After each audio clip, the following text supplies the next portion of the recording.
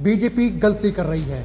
जब भी कोई बड़ा किला दरकता है तो पहले एक ईंट निकलती है, इसके बाद दरार आती है और फिर वो दिन भी आता है जब किला ढह जाया करता है। चौधरी भजनलाल के बारे में बीजेपी सांसद रेखा शर्मा के नरगल बयानबाजी और उसके बाद बीजेपी अध्यक्ष मोहनलाल बड़ोली का मैदान में कूदना बीजेपी के लिए आत्मघाती साबित हो सकता है। कुलदीप बिश्नोई बेशक इस मामले में देर से बोले, लेकिन जब बोले तो हरियाणा बीजेपी को हिला गए। नमस्कार, एक मिनट पोस्ट में आपका बहुत बहुत स्वागत है। मैं हूं सर्वेश कुकरा। बीजेपी हरियाणा में वोटों का ध्रुवीकरण करके सत्ता पर काबिज हुई थी। माहौल ऐसा बना कि मोटे तौर पर जाट वोट एक तरफ और गैर जाट दूसरी तरफ करके खेल किया गया। चौधरी भजनलाल हरियाणा की राजनीति में एक स्तंभ है। लंबे अंतराल तक हरियाणा के मुख्यमंत्री रहे हैं। आप ये भी कह सकते हैं कि उन्होंने दिलों पर राज किया है।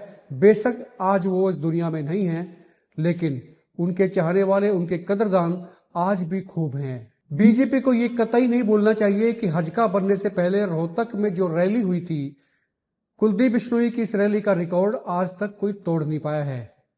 इसके मायने ये हैं कि उनके चाहने वाले, उनको पसंद करने वाले और उनसे जुड़ाव रखने वाले लोगों की संख्या बहुत बड़ी है। बेशक कुलदीप बिश्नोई सत्ता के करीब पहुंचकर भी सत्ता से दूर रहे, लेकिन उनके समर्थकों में कसक आज भी बाकी है। बीजेपी ने हमेशा कुलदीप बिश्नोई से काम लिया, लेकिन बदले में कुछ नहीं दिया। कुछ नहीं इसलिए कह रहे हैं जिसके वो हकदार थे उनको वो मिला ही नहीं। बेशक लोकसभा चुनाव में टिकट उनको मिलती तो वो जीतने की उम्मीद रखते थे, जीतने का मादा रखते थे, लेकिन उनको टिकट से दूर रखा गया। राज्यसभा का वक्त आया तो भी उनको किनारे लगाया गया। अब बीजेपी के नेताओं ने उनकी दुखती रग को छेड़कर बड़ी गलती कर दी है।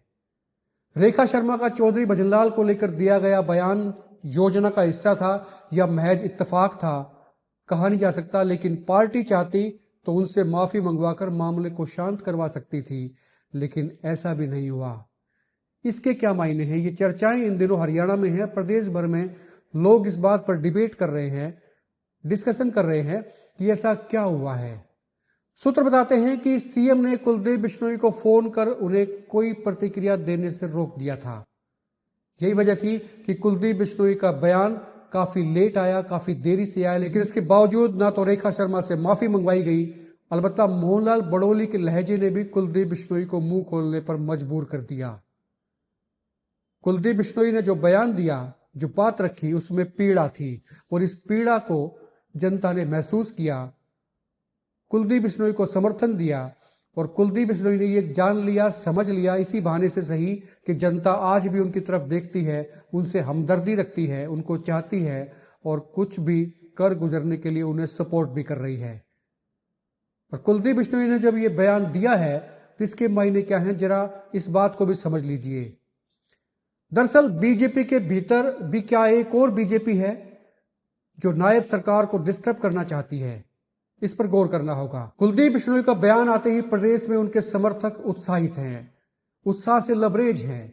ये कार्यकर्ताओं की वो बड़ी तादाद है जो बीजेपी के भीतर रहते हुए भी बीजेपी से नाराज है।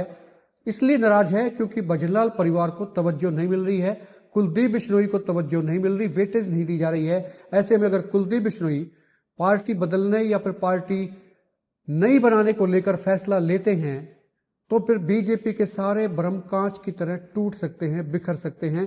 जिस वोटों के ध्रुवीकरण के चलते बीजेपी सत्ता पर काबिज है, वही चीजें, वही फार्मूला, वही ध्रुवीकरण कुलदीप बिश्नोई खेल सकते हैं। आप ये भी तय मान लीजिए कि कुलदीप बिश्नोई पर इस वक्त बीजेपी से अलग होने का जबरदस्त दबाव है। विदेश से लौटने के बाद क्या कुलदीप बिश्नोई कोई बड़ा फैसला ले सकते हैं? इस बात पर भी लोगों की निगाहें हैं। बेहतर होगा बीजेपी अपने बेलगाम घोड़ों पर नकेल कसे, अदरवाइज ये किला दरक भी सकता है। वीडियो पर खुलकर कमेंट करें, पसंद आए तो आप लाइक भी कर सकते हैं। गुजारिश आपसे शेयर करने की है। आप देखते रहिए एक मिनट पोस्ट। नमस्कार।